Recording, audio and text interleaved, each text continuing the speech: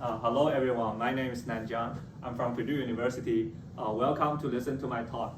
Today I'm going to talk about my work is integrating automated reasoning with machine learning for structure prediction and scientific discovery. I will begin with some broad definition and then we will go into the detail later. Machine learning and automated reasoning are two foundational pillars in artificial intelligence.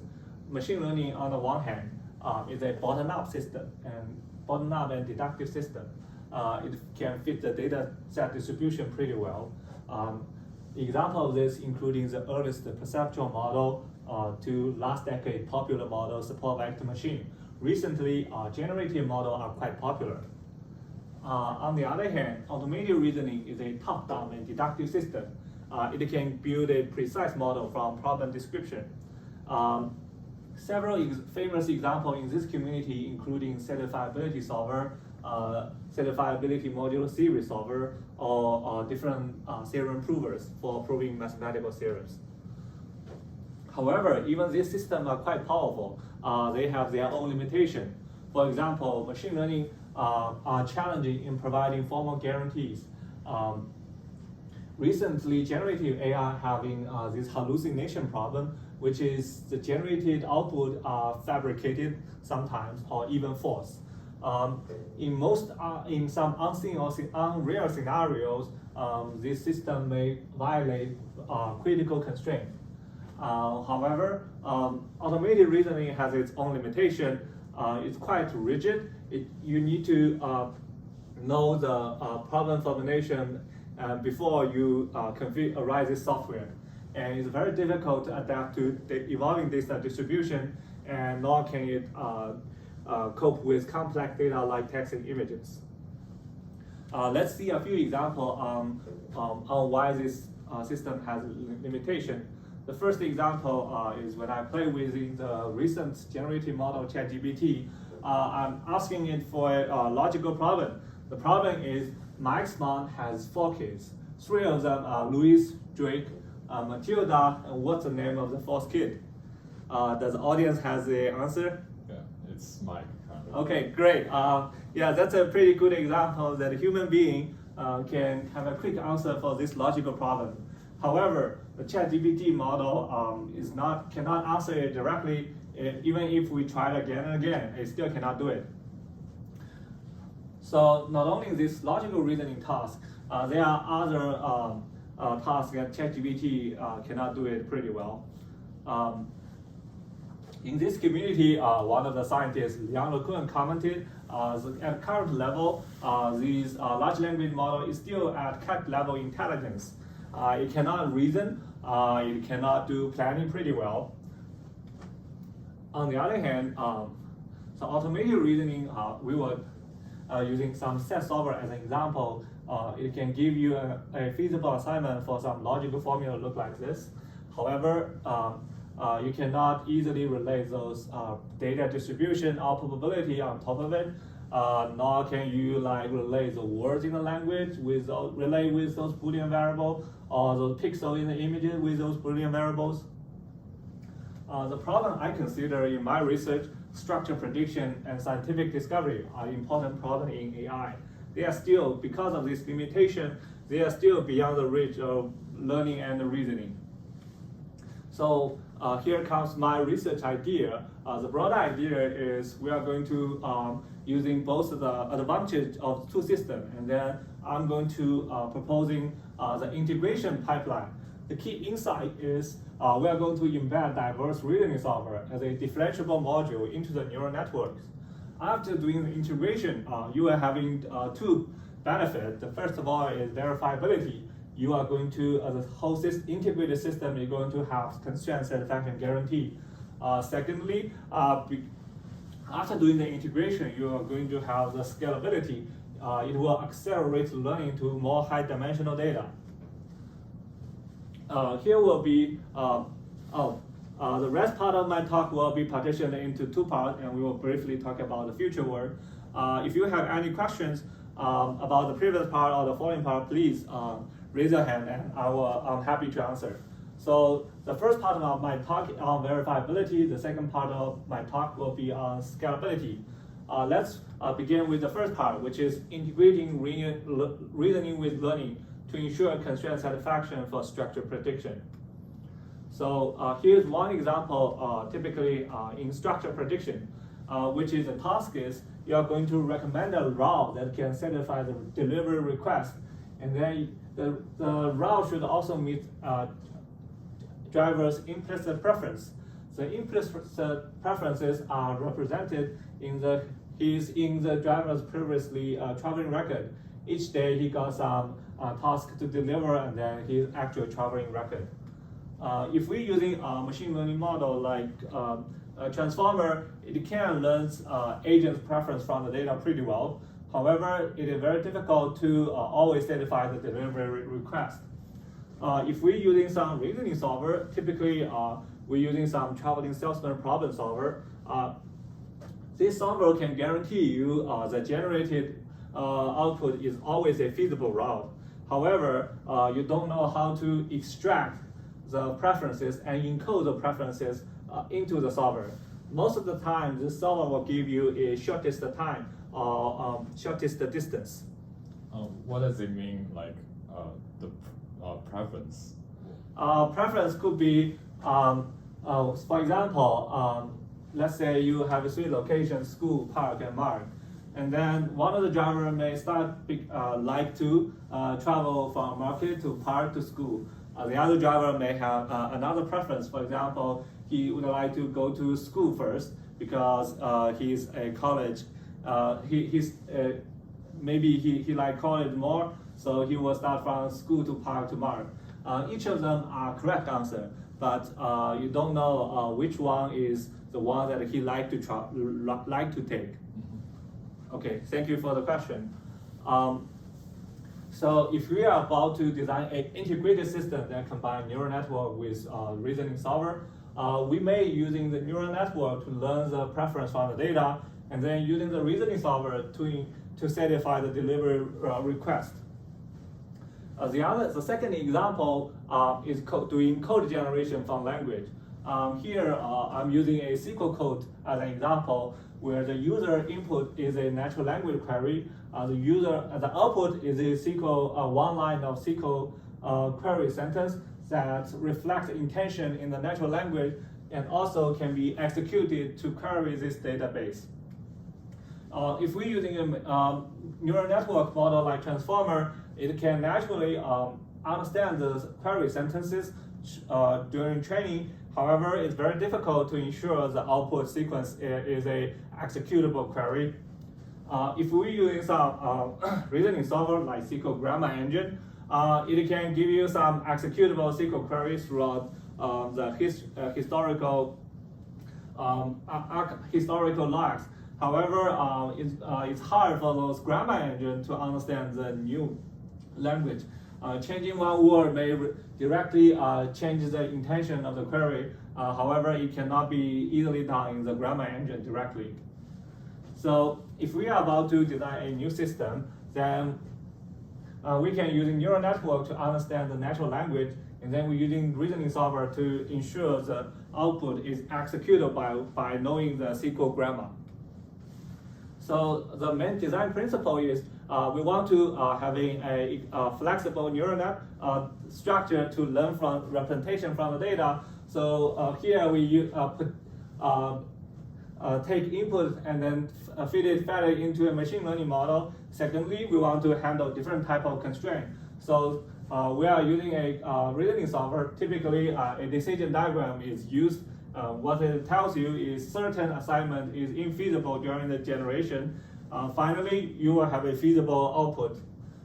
So we are also going to do some extra steps to ensure the whole system is differentiable, meaning the loss of the generated output can be taking the gradient of the loss can be is still differentiable with respect to the parameter inside the neural network.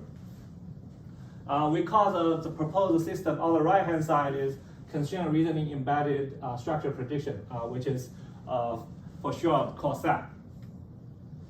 So Here's one example talking about the illustration of decision diagram.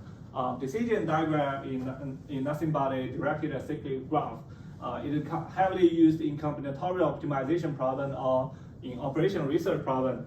It is used to store all the solution as a graph from the top layer to the bottom layer.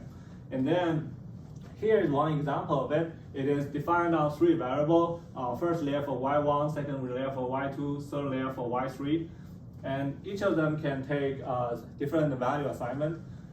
And every pass from the top layer to the bottom layer is a variable assignment. For example, here is a corresponding variable assignment for this blue pass. The compilation step is if you are given a certain set of constraints, we are going to delete those passes that violate those constraints.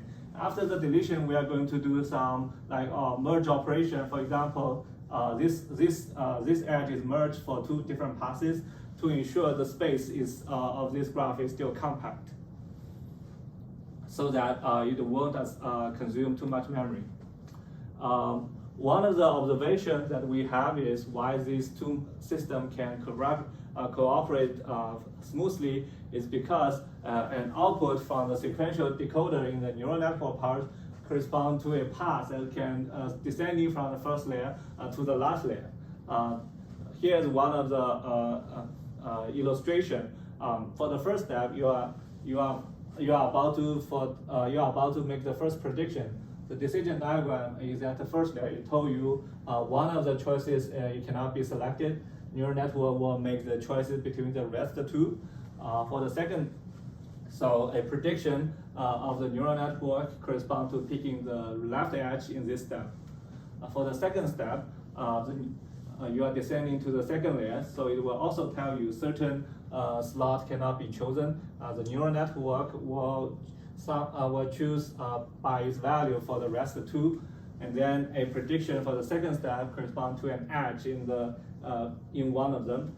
Finally, this graph tells you that the last 2 cannot be chosen. You can only choose one of them. So this means that the last step output means going from the second layer to the last layer by picking the corresponding edge. So we have seen the main paradigm of it. So we are curious to know that how it performed in the experiment. Here, the first experiment we evaluate is the delivery route planning problem. We ask whether the system can generate a valid route. So our method, after integrating the constraint reasoning layer, it allows you to, meaning a valid route, meaning the predicted sequences visit each location once and only once. So our method always generates feasible route. However, the performance of a baseline model, it is conditional GAN at that time. The performance of it drops when it is handling more and more locations. Another illustration is during training time, we also measure the objective value. If we are directly using the conditional GAN, then the performance of it is quite unstable. If we are training it by integrating the constraint reasoning, you can find the system is more stable. The second application is one question to the previous. So how is the agent's implicit preference reflected? So yes, that's a good question. So what we do is we directly giving the input, which is the actual record, traveling record, and then we construct a lot. So here's what we actually do. First of all, we design a random weight and then throw the data to a traveling salesman problem solver, and then now we have a natural data set, but the neural network don't know the weight. So we just feed the traveling record into those neural network. So what the training is done is try to maximize the probability by learning those preferences. Like suppose if there are a set of linear weight between each location, then if the neural network learns it, it will output such route with high probability. Okay. So it is not that there is not a explicit measure here or metric here to evaluate the preferences, right? I think the implicit, yes. Yes, I think, yes, yeah, you're right. Okay, for the second task, which is doing SQL generation, so we evaluated on easy SQL, which is short SQL, hard SQL, which is usually some SQL with longer and then with a lot of conditions to map. The model without reasoning find it difficult to generate valid SQL when the data set become harder. However, by integrating those reasonings, there are certain that those grammar that directly tell you they are invalid. Our method always identifies the constraint. On the other hand, we measure the accuracy, which means the predicted SQL, does the predicted SQL exactly match the ground truth, or does the predicted SQL's executed output exactly match the executed output of the ground truth? So what do we find that by integrating reasoning, it actually leads to improvement in terms of accuracy. Not only in the SQL example, there are other program cases. Here we consider the web service program, which is a short program that is used to control your smart devices at home. So we run with two different data sets, IFTDT and Zapier data set. Both of the methods can generate 80% of the output are valid program. So your home devices can run it. If you integrate the reasoning solver, our method called SAP can always be executable. Another thing, we are still evaluate the accuracy, and we find that by integrating the reasoning solver, the model actually performance accuracy metric also improves.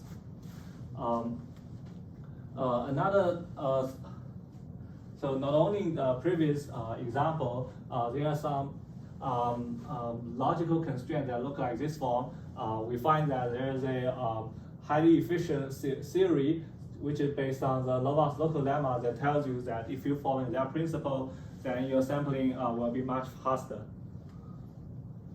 So the Lovász local lemma was originally proposed by Erdos and Lovász in the early stage. In 2010, and then there's two researchers proposed an algorithm that implements their conjecture that actually you can run it if you program it. More recently, there's another paper give a probabilistic analysis on if you run that code, what is the probability distribution.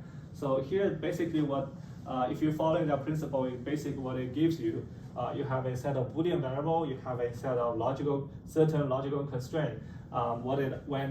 If you run the algorithm, basically it will give you a feasible sample with respect to the given constraint, and then the sample is drawn from this product distribution. So what I do is here is the empty slide. It's still not finished. So what I did is I realized by the algorithm code can be easily transformed into matrix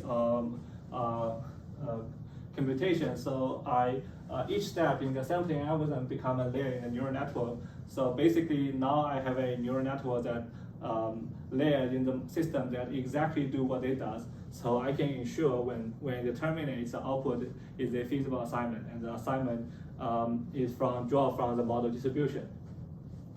So in terms of experimental result, we find that the task is to draw some feasible sample from the model distribution. We find that our sampler is much faster than a series of baseline. However, there's still one baseline which is called quick sampler faster than us. Yet it is not, their performance actually drop quickly when we evaluate if the output is still valid. Meaning, are you outputting an assignment that is feasible subject to constraint? This method has a new strategy to do it. So when the problem scale to 1,000 variable, the performance become nearly zero. For all the other baselines, they still can generate feasible assignment. However, our method is still efficient. The rest baseline becomes slower and slower.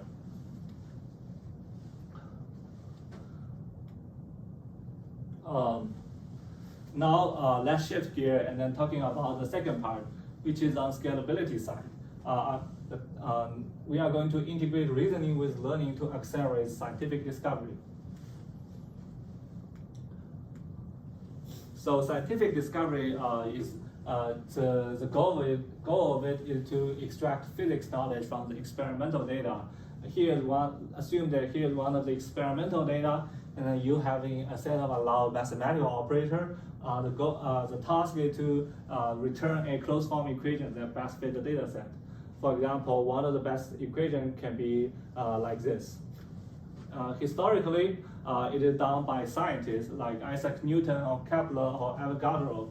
They do it using their human wisdom to find the governing law on the earth.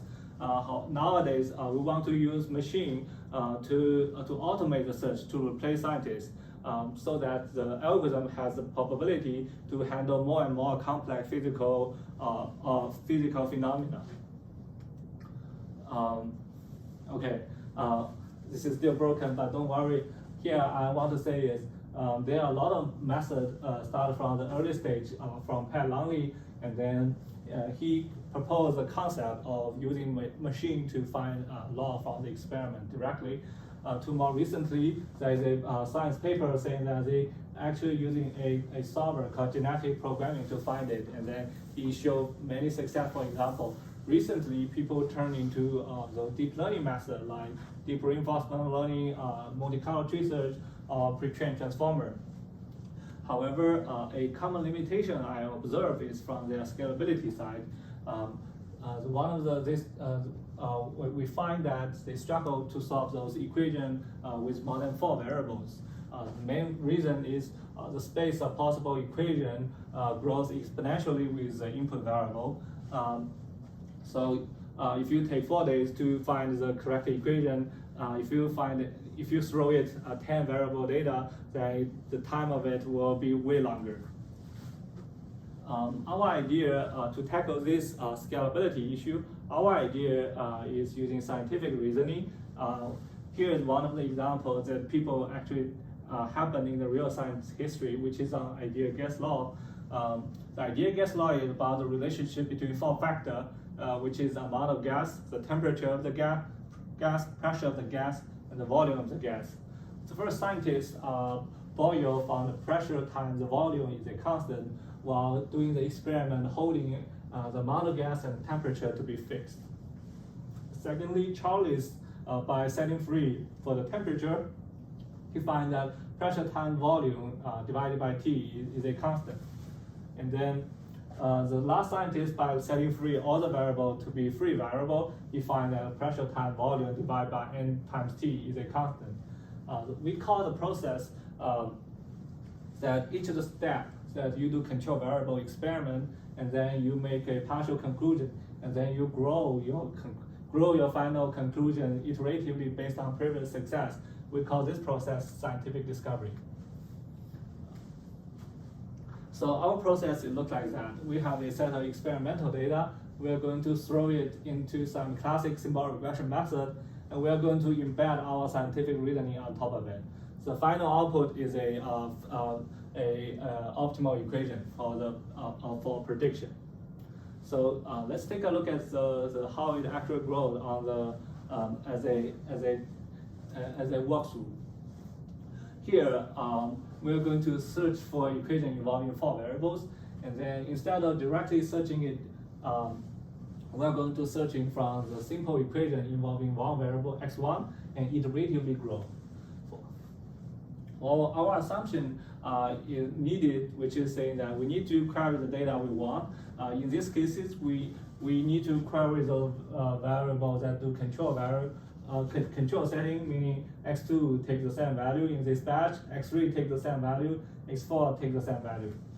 So for the first step, if we controlling x2, x3, x4, allow x1 to take randomly, we are basically finding that these 2 variables behave like a constant. So you will find an equation where only having some equation involving x1, One of the conclusions you can have is C1 and C2 may be some actual equation involving X2, X3, and X4. So to move one step further, and also by knowing the left form is looking like that, we are setting free for the second variable. We are about to grow C1 and C2 simultaneously by using some classic solver to find it. Basically, it now tells you that C2 is actually a sub-equation involving X2. In the third step, we do it similarly. We're setting free for one more variable, and we find that running the same symbolic regression method behind that one of the constant coefficient is actually a sub-equation involving X3. For the last step, we find that the previous result of C1 is actually a sub-equation involving X4. For the process that you just see is compatible with many existing methods, including genetic programming, deep reinforcement learning, multi-cloud tree search, and so on.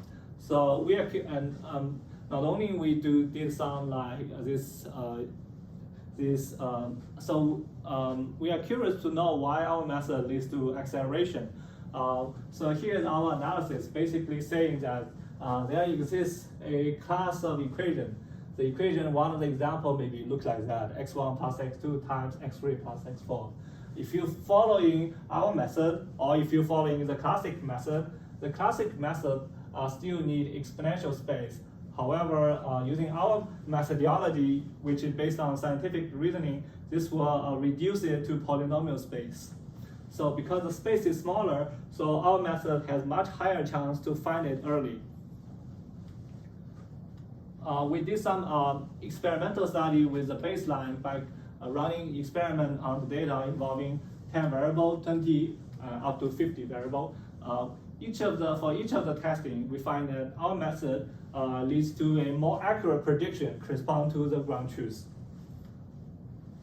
We do not just stop there. We apply the developer tool to find the real scientific discovery happened in the material science problem. Here, the problem is called a nanovoid. Each void here are some like tiny cavity in the copper. They will move around. They will appear and disappear, meaning the size will fluctuate. So material scientists told us it is governed by a PDE equation. So we're using our develop tool to find the PDE equation, which looks like that. This actually enabled true scientific discovery on nanovoid size fluctuation. This paper was later published at Journal of Nuclear Materials. So to conclude, the final takeaway is we know that machine learning model and reasoning solver has its own advantage and disadvantage. Our main idea is to integrate both the advantage of two systems so that you can have verifiability property and then you can have scalability property. So in case that you have no problem, I'm going to spend the rest few minutes talking about my future work. So the first future work is to embed reasoning into learning for accelerate scientific discovery. What we have just seen is a few problems we studied in material science. Indeed, there are more and more problems happening in the material, like there are different types of material defects, or there are conditions that we wanted to know that material was still good under a radiation condition. So we wanted to using our tool to help them to know more scientific knowledge from the experiments they have conducted. The second part is to embed reasoning into learning for theorem proving. Recently, there are a group of researchers at DeepMind. They combine those symbolic reasoning solver with large language model. They develop an integrated system that can surpass high school human level intelligence.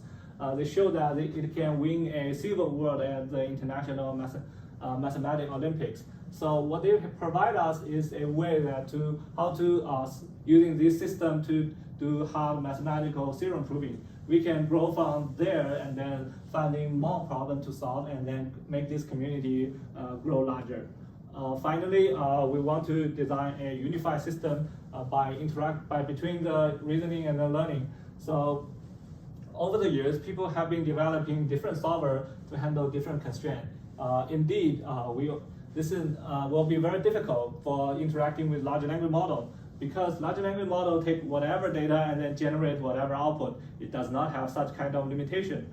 So each of the time nowadays happen is they need to, for certain solvers, they need to design a certain protocol to access it. So we want to design some unified systems that can handle all type of constraint directly. This will help us to interact with this solver more easily, so that we may define a uniform layer between those reasoning solver and those large language model, so that the whole system will be much easier to use. Okay, that's basically my talk. Thank you for listening.